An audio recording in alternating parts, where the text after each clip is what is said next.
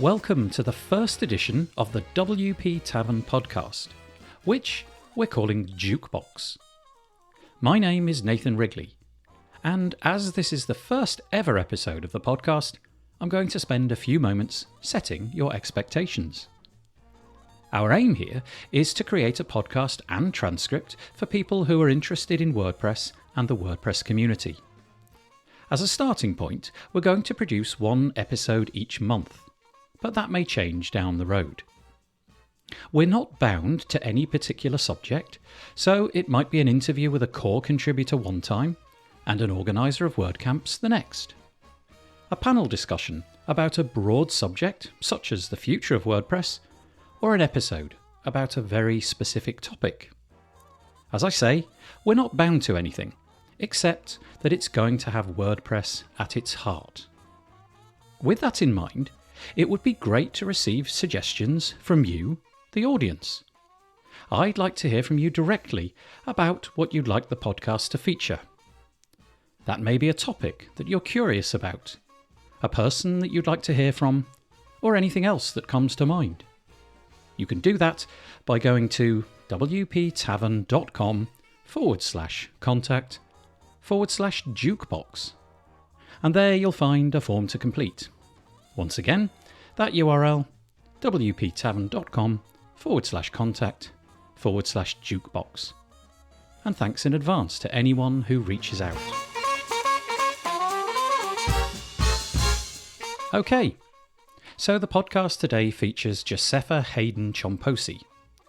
Josepha is the Executive Director of the WordPress project, and as such, she has been at the forefront of WordPress's evolution for many years. For the last 6 years, Josepha has worked full-time on the project and has been the release lead, as well as being involved with community events. Many of the WordPress updates that you've seen recently have been under her stewardship, and she's heavily involved in the project's roadmap. And so talking with her about the past, present, and future of WordPress seemed like the perfect topic. We talk about her discovery of WordPress and its community, and how she considers that community in her decisions. Who can be involved, and how? We also get into the subject of Gutenberg, and how the turbulence of its introduction into WordPress core led her to rethink how the community is involved in such releases. Towards the end, we discuss how, in the future, Josepha wants to ensure that contributors have the tools that they need to do their work, and how she wants to leverage Learn WP to make it easier for WordPress's growing audience to make the most of the software. If any of the points raised here resonate with you, be sure to head over and find the post at wptavern.com/podcast and leave a comment there. And so, without further delay, I bring you Josepha Haden Chomphosy.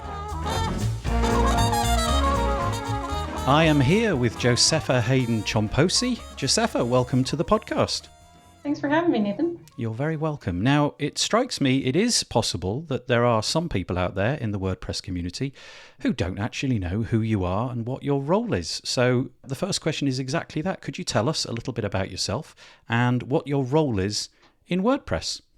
Yeah, well, my name, as you mentioned, is Josepha Haden Chomphosy, and I am the Executive Director of the WordPress project. And so I help to make sure that whatever the vision is of the technology and the community and the ecosystem around it has everything that it needs to succeed. And so I look after the people who are here contributing, and I look after the tools that they need in order to contribute, and of course, look after all of our products, our events in person and online, as well as our CMS and all of the kind of design and stuff that goes into it. So quite a lot. Yeah, quite a lot.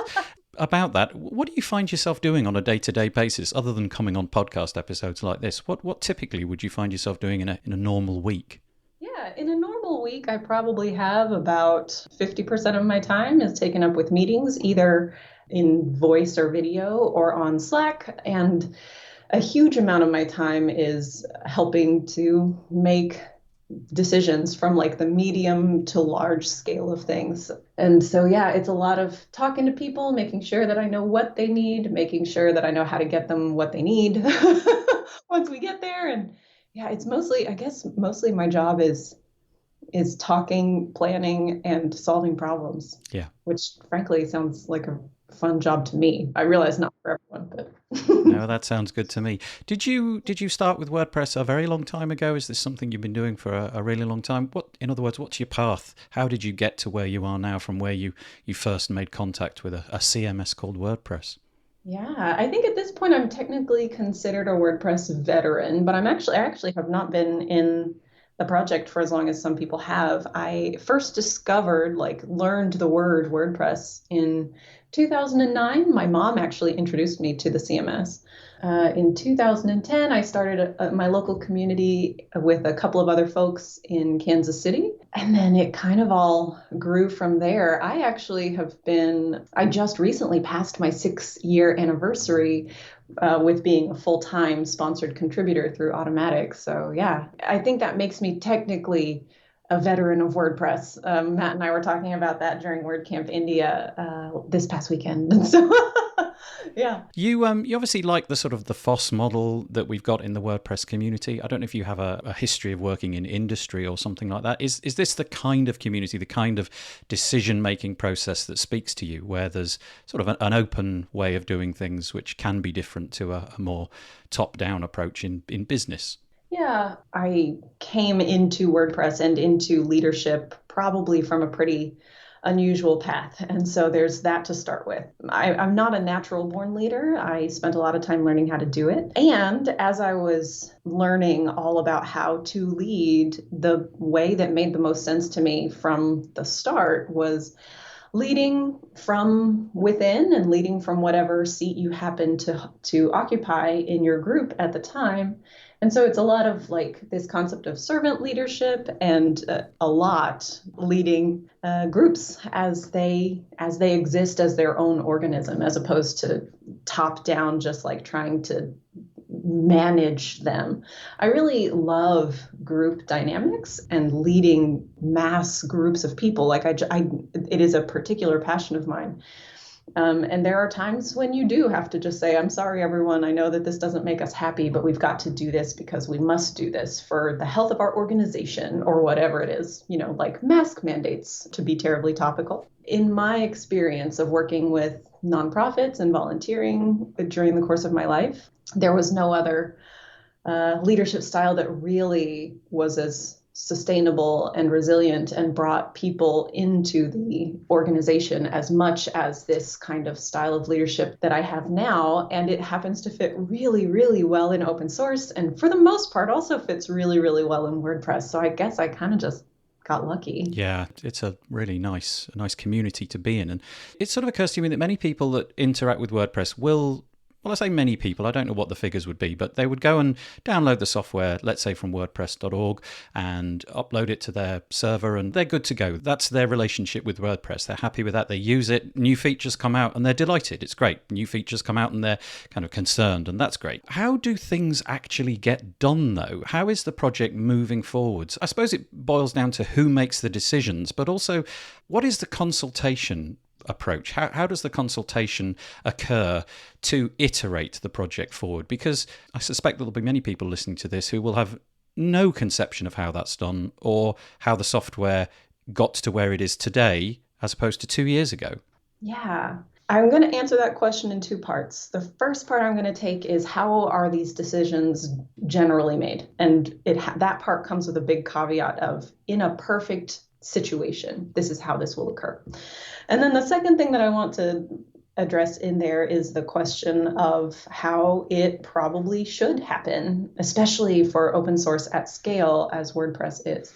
So to answer the first part, the way that I always want it to work and the way that when things are optimally occurring, these decisions should be made. A good idea can come from anywhere. And so anytime that a contributor brings a good idea to their team rep or to me or to a trusted fellow contributor, and they want to kind of get an idea of whether it would succeed or not, There is historically this idea of feature proposals, which we kind of do in some of our teams right now, but not in all of our teams, where that idea gets a review from the full community or however many people are showing up on the blog at the moment. And after they've had a bit of a conversation, figured out the rough parts, figured out what the solution what the problem is they're trying to solve, what the user's most beneficial way forward would be, like once they figure all those things out, then they bring it to, in a lot of cases, Matt, in a lot of cases, me, and then we figure out based on feedback from team reps and committers and major maintainers and contributors, like what are the things that we need to know about these proposals to make sure that we get the right decision in place. And that is how it should work if everything's optimal right now. There are a lot of places where people don't feel like they are able to raise their voice for questions. There are a lot of places where there is not enough support, either from like the volunteers who are showing up or just from the concept of the overall roadmap, where the people aren't there to help make it past that first hurdle of like, someone help me figure out if this is a good idea for the 40% of the web that we're supporting. And so that's how it should work optimally. It doesn't always work perfectly well. In cases where anyone gets a proposal or a suggestion that has not been discussed in their community and hasn't been discussed in the project, and we have to kind of figure out ad hoc, like what is the right way forward here. I actually do have a number of people that I personally speak to get advice on the best way forward. I've got some technical people who've been in the project for ages that I look to for advice. I reach out to some of the industry partners. I hesitate to call WordPress an industry for some reason. The WordPress ecosystem sustaining partners we have, folks like the people over at SiteGround or Yoast, or depending on who I need to talk to, any other sort of company that fits in with the questions that I have, and then a bunch of our long-term community maintainers, people like Andrea Middleton or folks like that, who can make sure that I understand what all of our benefits are, what all of our risks are, what all the hurdles are. Like, it's been a long time since one person could do all of this work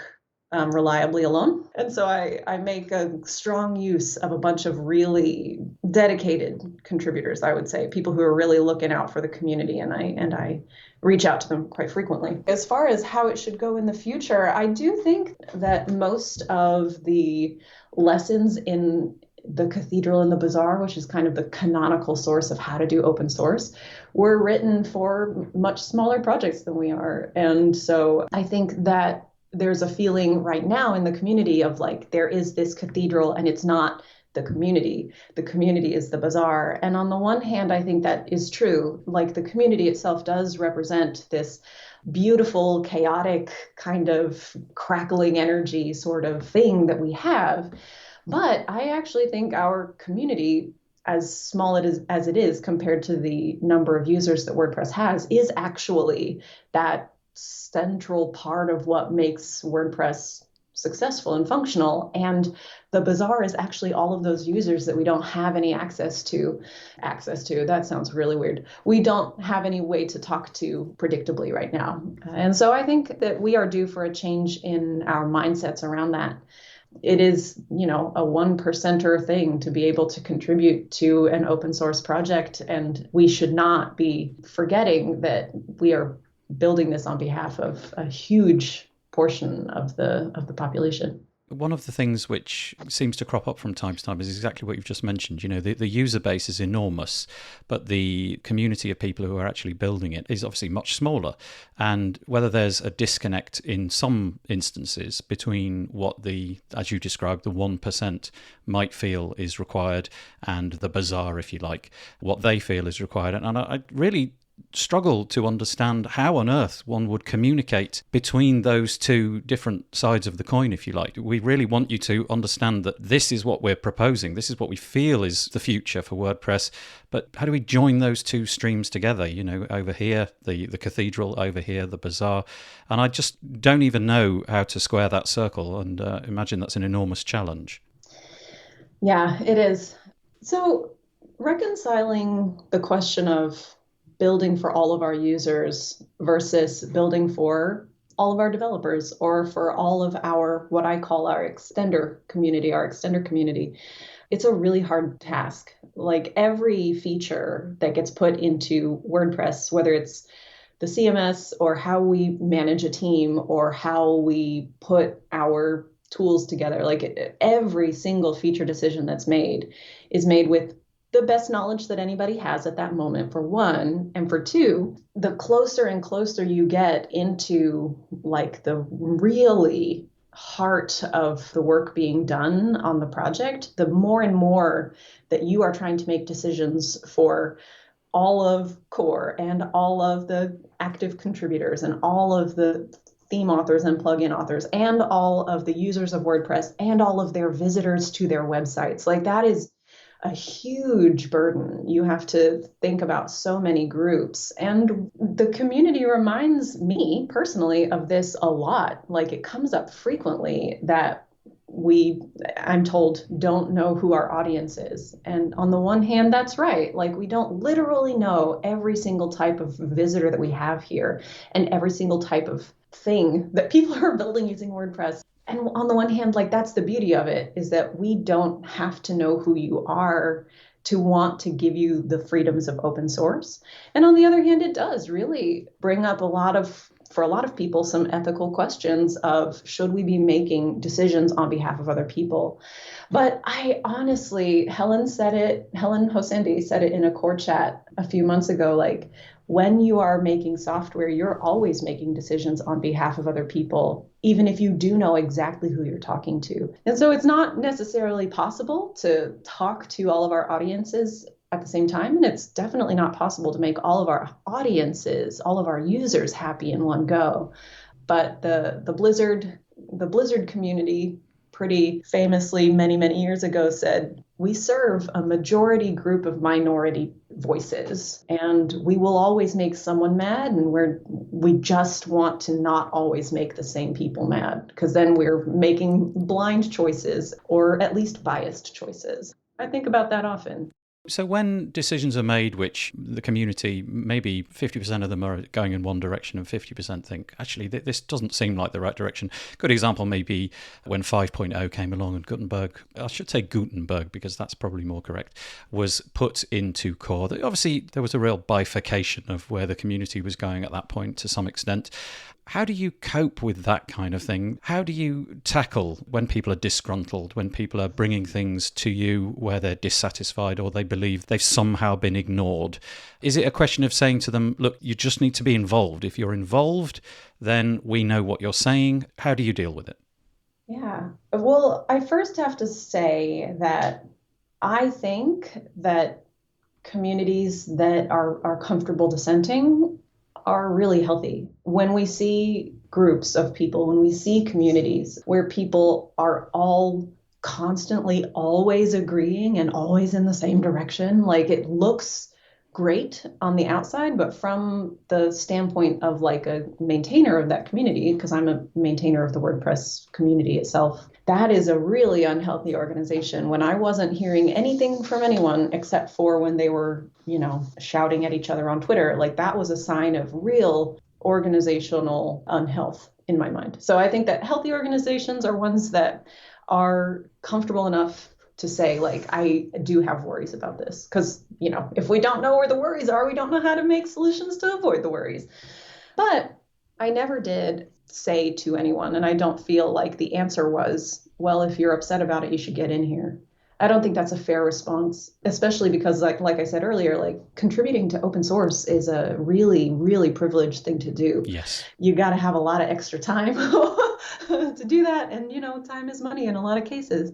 And so I never did say that. 5.0 merge was really, really hard, that whole process. And not a lot of people believed in the way forward on it. And they were raising the concerns, but this was the vision that had been set out. And so what I did was not to say, well, if you're mad, show up and do some work on things. What I did was say, hey, I know you're mad, and I'm going to come and let you tell me how mad you are. And I actually did a 6-month listening tour to hear what everyone was the angriest about. And it led up to a very lengthy 5.0 slash block editor merge retrospective post where I had spoken to basically all of the committers, basically everyone who was writing code to create Gutenberg, everyone who was writing the core code to make sure that it was ready, and a bunch of our agencies in the ecosystem, a bunch of our theme authors and plugin authors. I spoke to a ton of people over those 6 months just to see what they were the angriest about. And we've been since then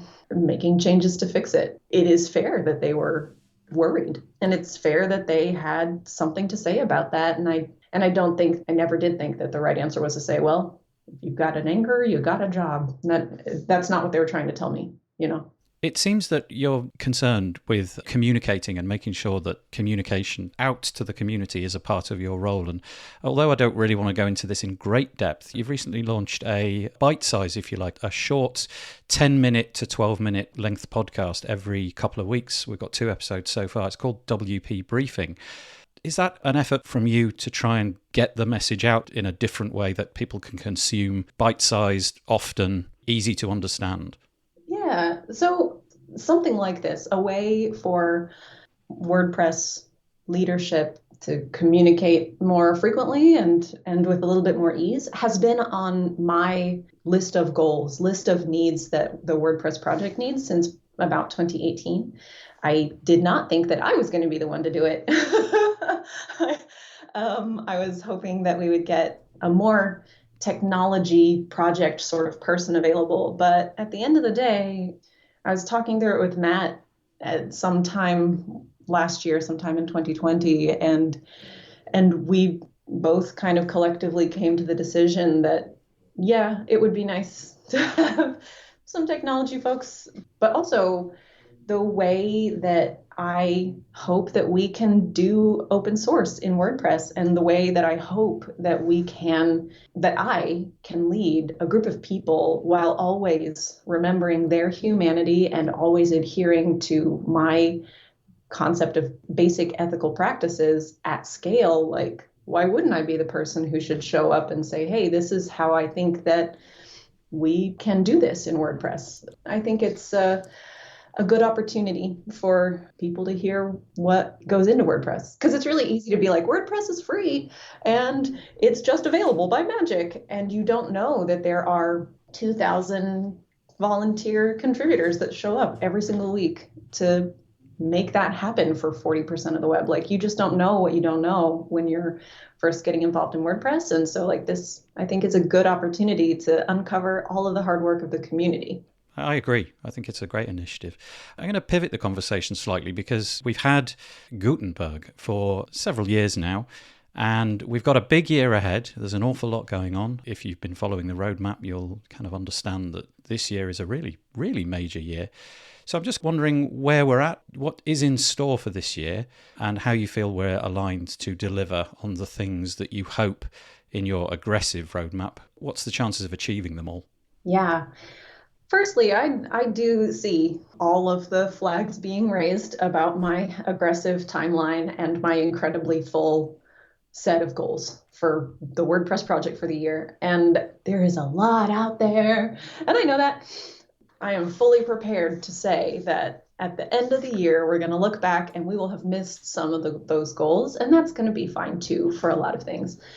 Now, the one that is really, really raising some eyebrows is this full site editing merge. Mm-hmm. And the merge process last time, took us a whole year. And so the idea that we can say at the start of 2021, we're going to get it in by the summer, has been really, really shocking to folks because it cuts that time in half. And on the one hand, it's really aggressive. But on the other hand, I know absolutely that the community can rise to that challenge. Like we always do. It's a lovely group of people that really show up to make the best solution for the WordPress users that they can. And have been really pleased to see all of the work that's gone into full site editing over the last 12 months already, and longer technically, but definitely the last 12 months, it's made huge strides. So I want to clarify for all of your listeners that like the first primary target date to look out for is that April 2021 date. That's what I am considering the go and no go date, because I will never take something that is super duper broken and users can't use and say, we're getting it into 5.8 because I made a promise to myself. Like I'm not going to ship a broken tool when I can help it. And there is probably, I think, if my guess is right, there's going to be a Gutenberg plugin release on the 17th of April and then the 23rd of April as well. And those will be our two moments when we can say, like, we believe we can do this. And there's been a lot of discussion around, like, okay, but what is the MVP that you think is going to get in there? And I have been directing people to these milestones. There's this ticket that has the milestones for full site editing, and we did clear one of those milestones and are getting it ready for testing right now. And this is an unofficial concept of the MVP, but I do think I'm right about this. The guiding question that I have been asking myself as I am watching full site editing kind of get pulled together is, could I, using the blocks available, pull together the major functional parts of a campaign landing page? That is what I'm using as my guiding light for, do I think this is ready or not? And, campaign landing pages, that's like the smallest sentence of a smallest viable sentence. It is the I am of websites, right? Like you've got your header and footer, you've got your hero image, you probably have a button on the hero or a slider if you're feeling fancy. And then you've got text, you need to have a form, you need to have a way to have a call to action. It is a functional website on its own, but it is the smallest version of a website. And so the question that I have is, can you, without code, pull that together? And I don't know if that is, for instance, like Matthias Ventura, I don't know if that is the guiding question that he's asking himself as he's looking toward what makes an MVP possible. But it's hard to build software in the open, right? And so like you have to have a big enough goal so that you can display a plausible promise to the users so that you can say, like, this is what we believe this is going to look like, but not so big that you have gotten so far ahead of them that they don't feel like they can catch up. And finding that really narrow space between far enough that you can tell what it's supposed to be, but that you don't feel overwhelmed by how much has changed is really hard to get to. And so that's why I'm bringing us into some really clear focus around, like, we're driving to April so that we can ask ourselves as we go those really poignant questions of, does this get us closer to the MVP? Does this help us solve this problem for our users? Because honestly, full site editing is this intersection of the promise of the technology and the promise of the philosophy. Like, this is where the rubber meets the road on what we've been saying about Gutenberg for so long. All of our promise lies in here. And so it's important to get the tool right, but it's also important to get the proper landing area for the first foray of the tool right. Okay, so I'll link in the show notes that we put together for this. I'll link to your Big Picture Goals 2021 article, which promoted the debate about the MVP. But I'll also make sure to link to the Site Editing Milestones GitHub piece as well, so that people can figure out exactly what's going on. Just turning away from the full site editing thing, as much as I want to keep talking about that, there's more going on, isn't there? Because in the near future, you're highlighting a couple of other things. The need for Learn WP to become a real resource for people to get up to date, upskill their interactions with WordPress, and also contributor tools. And although we haven't got a lot of time for those, maybe pick one of those and tell me why you're so bullish about those. Gosh. Let's go with Learn. I'm bullish about contributor tools because I desperately want our community to have tools that are easy to use. Okay, that's good. Yep. I'm really excited for the work on Learn for a number of reasons. For one, we are a global project, and right now, so much of our training about, like, how to even get your bearings in WordPress before you are able to get to the 101 content that's out there happens at an event. And in order to get to an event, you have to pay basically three ways. You have to pay with your money in a lot of cases. You have to pay with your time. And for any entrepreneur, you're also potentially paying with an opportunity cost. All the time that you spend there, not only are you not working, but you're also not working to fill your funnel. And so finding a way to take that training opportunity and remove as many barriers as possible and make it available online for anyone who needs it to be able to get to no matter where they are, like that is so important to me and so compelling. That's my big picture hope there. And right now, there are still quite a few barriers to entry. We mostly have like English-based workshops and tutorials there. And so if any of your listeners are interested in joining that effort, we need a lot of translations. We need a lot of just workshops in other languages and various things like that. But I really believe that this is a space where WordPress can be really forward-facing in owning the fact that we know how to use our tool the best and that our community is the best group of people to tell each other and to tell future community members like what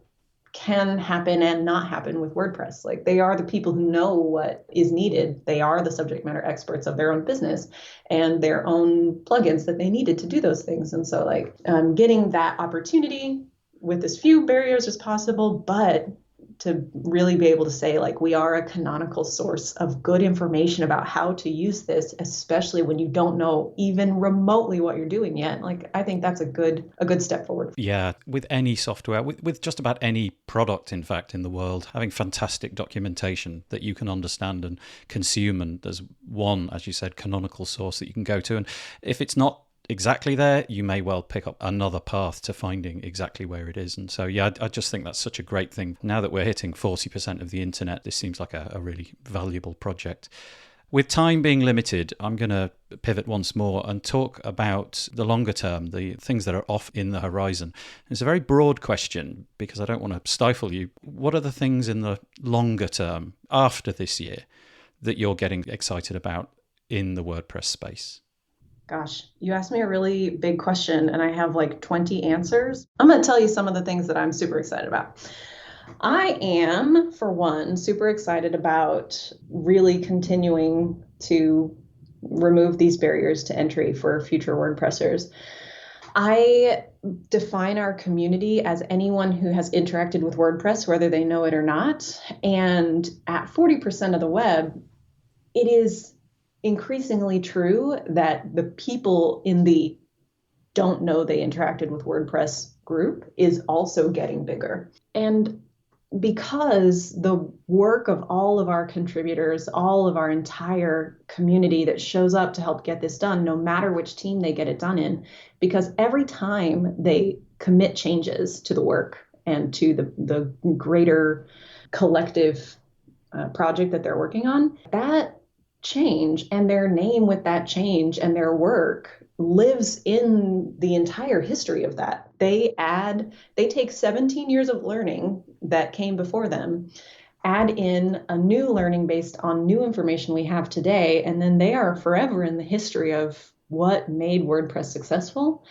And getting to a point where our 40% of the web, just websites, and also the people who interact with that 40% have some concept of what goes into that work and this community that is behind it, the more and more that they have a deep understanding of that, just like wine appreciation or something, jazz appreciation. The more that you understand that, the more that you see the value in what is happening here with open source. Because, open source is a contentious kind of space in the world if you look at it and how it applies to businesses and how it applies to, in some cases, governmental structures and things like that. And I really feel like the more that we dignify the work that goes into this tool, and the more that we can subvert that feeling of like WordPress isn't secure because of whatever reasons, like the more that we can change those narratives, the more that we dignify the professions of all of the WordPress contributors that show up in their very tiny spare time because they're giving back to a project that gave them so much in the work that they do today. I just this is going to sound really sappy. It is the honor of my career to be doing this work with WordPressers, and the fact that the general public has a tendency to say like, oh, well, WordPress is terrible because it's by volunteers is just not fair to them, and it's not accurate to what they're doing either. And so I feel like the sooner that we can really shore up this concept of like, yeah, it is volunteers, but they are all absolutely experts in whatever field they're in, and in their spare time they give back to something that made them so good. The sooner we can do that for the community as a whole, I think the better. Just kind of dignifying the profession of being in WordPress. Yeah, I'm going to anchor my reply to that to an article that you posted recently called Making WordPress Releases Easier. I'll link to it in the show notes. And some of the points that you drew out in there marry perfectly to what you've just said, because one of the concerns that you were raising in the longer term is the idea of things like, this discussion came up in the context of the release cycle and whether or not we should be trying to go for a specific number for releases per year, or whether there should be some flexibility there, whatever that number may be. But you express concern for things like developer fatigue and the fact that we need to sort of realign the number of core developers that we've got and the number of designers who are helping in the system. So what were you meaning when you were describing your worry about the developers that we're currently using exhibiting signs of fatigue and so on? As with every single time I talk about like the deepest parts of my work, have to start by saying like my whole job is identifying our risks and our most weak places and finding ways to make them stronger and finding ways to steer around the risks that we have. And so sometimes what I say sounds super duper dire, but in general, I think that WordPress is in a really good space right now. It's in a really good position, especially considering that we are still in the middle of a global pandemic. And so like that general context for what I'm about to say, which is going to sound a little dire. We have a number of committers and a number of maintainers that show up to do this work every day. And that is not only for the code, but also for the design work. It's also for our translations. It's for folks in the support forums, like all of our 25 teams or something, everyone who shows up to do that work every day. It's really hard in a global pandemic situation to keep everyone feeling resilient and feeling like everyone around them is a human being, and keeping them mindful of the fact that they are also a human being. Everything is really stressful for the world and for them and for our users and people who are trying to, replace their income by coming up with a WordPress site using a WooCommerce solution or whatever it is. And it's on the one hand true that we would have had a little bit of difficulty with fatigue with our maintainers and committers even before this, but especially right now, especially in the context that we find ourselves in, it's really hard for people to recharge. And all of the work that would have needed to happen in order to get us to 4 releases this year should have happened in 2020, but we were all really, really focused on pivoting an entire arm of our community into a space that we are not necessarily terribly familiar with. Online events is just not something that we, as a project, did a lot of, And so I guess my overall concern is we have 2 major projects kind of that go at the same time, at the same pace. And the more and more people use WordPress and Gutenberg, the more and more we have tickets that are opened, and we have roughly the same number of people who can help us to make the decision, write the code, create the design, whatever it is, and then review it, test it, commit it. It's the same general number of people right now as it was in 2019. And it's getting harder and harder for me to find ways to reliably feel like they're getting themselves recharged and practicing sustainable self-care work. Is this a job of recruiting more people in, or trying to, like you have obviously been doing, trying to get more people in the community involved? Is it a bums on seats, to use a crude analogy? Is that what's required? I think it's a bit of both. I think it's a little bit get more people in here who can help us do the work, which is hard to do in a normal setting and is also harder to do when we're not seeing each other in person. I have a whole thing about that. Many, many thoughts, but it's a little bit getting people in here. And also it's a little bit making it very clear to the people who are using 100% of their spare time. Like they have 2 hours a week. And so they did a patch and they showed up and they're like, please take my patch. And if they know that we don't have 110 people reviewing and testing and committing things, we really have 30.